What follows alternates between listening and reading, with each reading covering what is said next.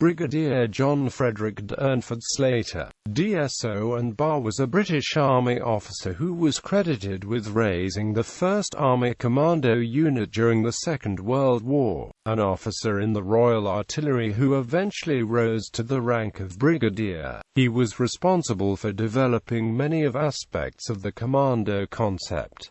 Commanding No.3 Commando, he participated in raids on Guernsey, the Lofoten Islands, Vaagso, Dieppe and Sicily. In Italy he commanded the Second Commando brigade that undertook the capture of Termini, before serving as deputy commander of the Special Service Group, a divisional-level headquarters unit that planned and administered all commando operations during Operation Overlord and the advance into Germany. Early life. Durnford-Slater was born in 1909 to Leonard Slater and his wife Constance and grew up in Instow, in the north of Devon. His family had strong military tradition. His maternal grandfather had served in the army, as had his mother's second husband when she remarried following his father's death. His own father had been a regular officer who had been killed on the 14th of September 1914 while serving with the 2nd Battalion, Royal Sussex Regiment in France during the First World War. For the outset his mother encouraged him to pursue a career in the army. At the age of 13 Durnford-Slater was sent to Wellington, a school with a long army tradition. Nevertheless, as a teenager Durnford-Slater professed that he had no desire to pursue a military career. Indeed, he hated the training that he was required to undertake as part of the officer training corps, having difficulty learning drill and constantly drawing the ire of instructors for the poor state of his uniform. As he grew up he professed a desire to move to Argentina and breed horses, having heard anecdotes of life in South America from people who lived in his village. His mother, however, continued to push him towards a career in the army, hoping that he would follow in his father's footsteps and join the Royal Sussex Regiment. In the end she managed to convince him that a military career was the best option for him given the limited financial resources available to him, with which to pursue his business interests.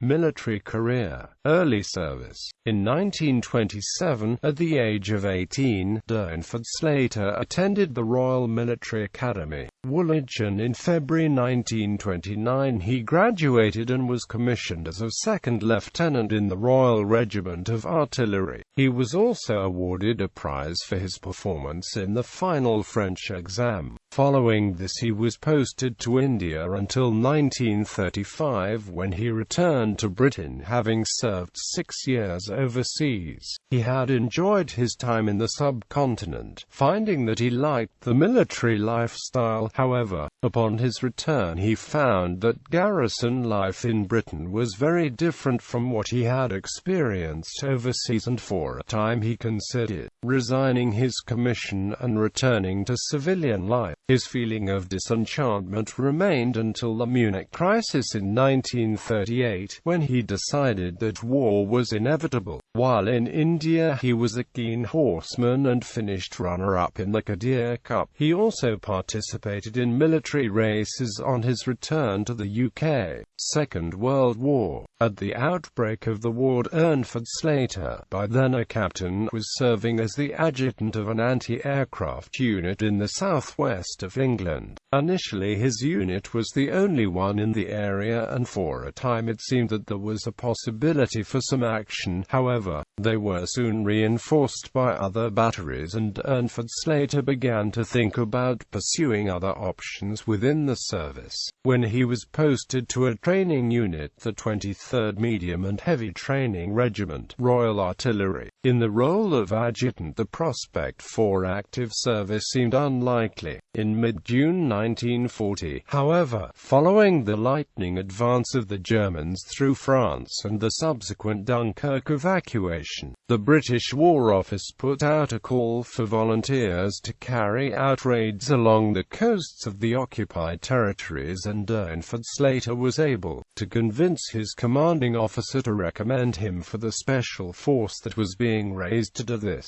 Shortly afterwards he was given a brevet promotion to lieutenant colonel and given orders to begin raising and recruiting No.3 Commando. Although designated No.3 Commando No. 1 and No. 2 did not exist at the time, the intention being to raise them as airborne units later, and as such Durnford-Slater's unit was the first commando unit raised during the war, and Durnford-Slater is considered to be the first British commando of the war. His appointment came through on the 28th of June, and based in Plymouth, he immediately began the process of recruiting officers for the new unit, drawing personnel from the Southern Command region. Once he had selected the first intake of officers, he then sent them out to recruit the other ranks to fill out the unit. By the 5th of July 1940, No.3 Commando was officially in existence. Within a fortnight, Durnford-Slater led a group of 40 men from the unit's H Troop on a probing raid on the German-occupied island of Guernsey, as part of Operation Ambassador. The raid was largely unsuccessful, and indeed momentarily threatened to derail the further employment of the commandos. However, the lessons learned from the operation did help in the development of many aspects of the concept which Durnford-Slater set about implementing almost immediately. In October 1940, No.3 Commando moved up to the combined training centre that had been established at Inveraray in Scotland in order to begin training for possible operations in the Mediterranean. At this time, the commando units were reorganised, and Durnford-Slater reverted to the rank of major as No.3 Commando was amalgamated with No.8 Commando to form the 4th Special Service Battalion under Lieutenant Colonel Robert Laycock. As part of this organisation, Durnford-Slater had command of a Special Service Company, which was essentially still No.3 Commando, albeit with a different name.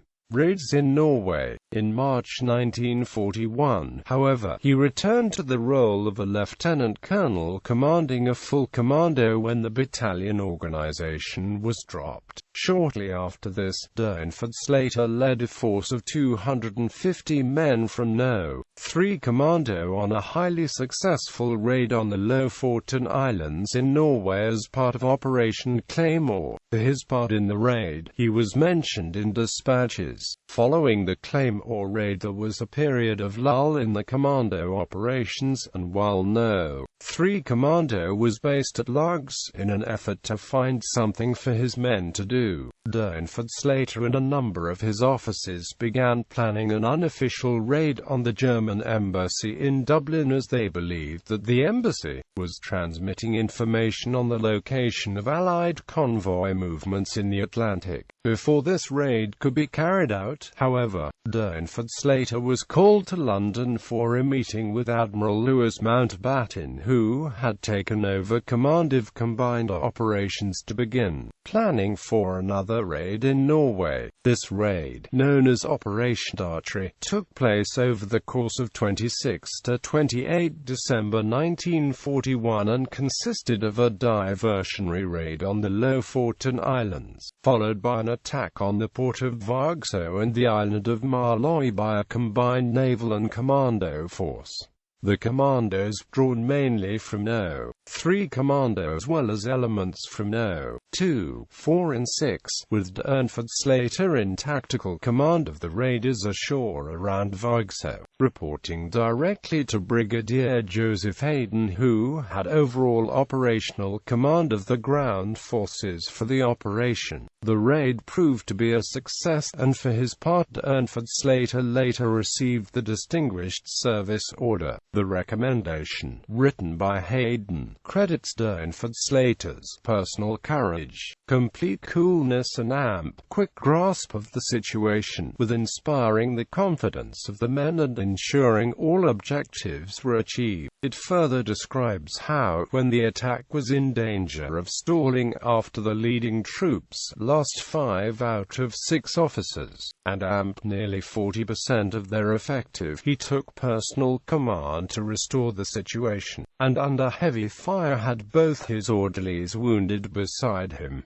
Dieppe and Italy. In August 1942, Durnford-Slater was involved in Operation Jubilee, where No.3 Commando was assigned the task of silencing the Goebbels battery on the eastern flank of the main assault beaches around Dieppe. The convoy that was ferrying the commandos across the channel was attacked by German warships following a chance encounter, however, and in the confusion that followed, the majority of No.3 Commando, including Durnford-Slater, were unable to get ashore. Many of the landing craft had either been sunk or damaged and forced to return to New Haven, while Durnford-Slater himself spent the rest of the day watching helplessly from one of the ships as the battle proceeded without him. A period of lull followed for Durnford-Slater and his men, which enabled him to rebuild the unit after the losses they had suffered at Dieppe. In January 1943, however, the unit received orders to move to Gibraltar, where Durnford-Slater had his men carry out a number of reconnaissance operations across the border into Spain in order to gather intelligence before they were subsequently sent to North Africa to prepare for Operation Husky, the invasion of Sicily. During the invasion, Durnford-Slater personally led No.3 Commando's assault on an Italian battery northwest of Cassibile on 10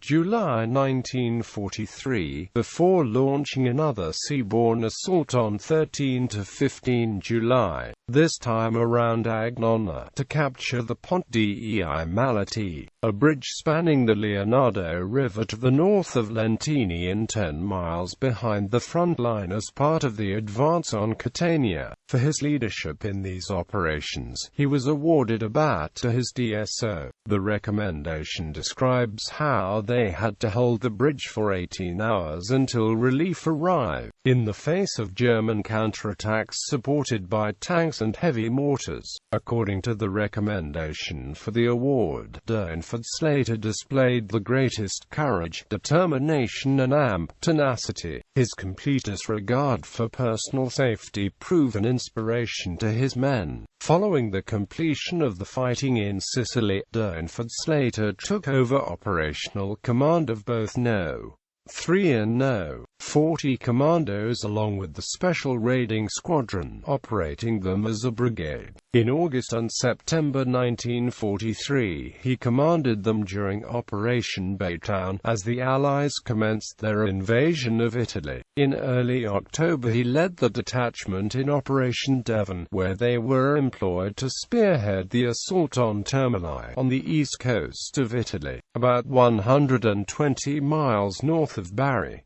In the end, the port was captured largely as a result of Durnford-Slater's commandos. The town was taken despite intelligence failures. It was expected that they would face only administrative units of the German 1st Parachute Division, but in fact 26th Panzer Division were in the area, being rested following the fighting at Salerno, and problems during the landing. Some landing craft of 40 Commando and the SRS grounding 50 yards offshore in 6 feet of water, leading to the loss of all the radios as the men waded ashore. The success meant 8th Army was able to move forward instead of fighting for the line of the Baytown River, whose mouth was at Termini. The capture of port closer to the front line also enabled the Allies to shorten the supply lines, and opened a road from Naples to the east coast. D-Day in late October, Durnford-Slater was ordered to return to the United Kingdom with No.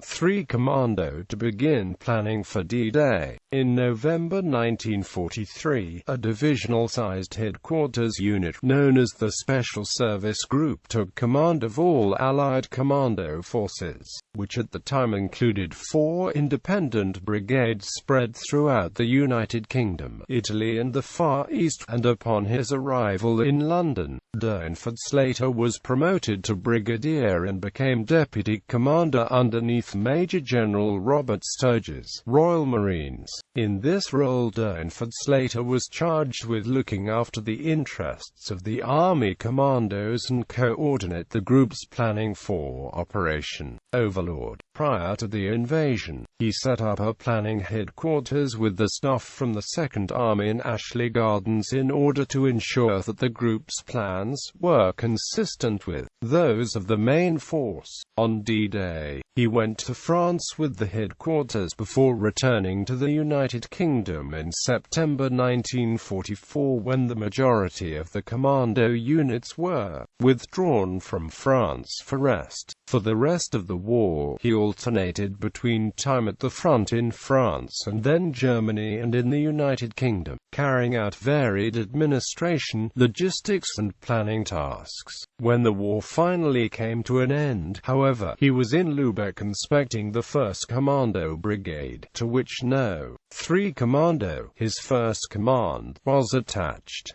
Later life. With the war over, he reverted to the rank of captain, before being promoted to major in January 1946, and retiring a month later with the honorary rank of brigadier. He maintained his contact with the military, however, and in 1947 went on to the reserve list, until 1964 when he reached retirement age. Between 1950 and 1953, John Durnford-Slater was a state bursar and commanding officer of the CCF at Bedford School. In 1953, he had his memoirs published by William Kimber. He was killed on the 5th of February 1972, and was survived by his wife Gladys Ethel and a daughter Avis.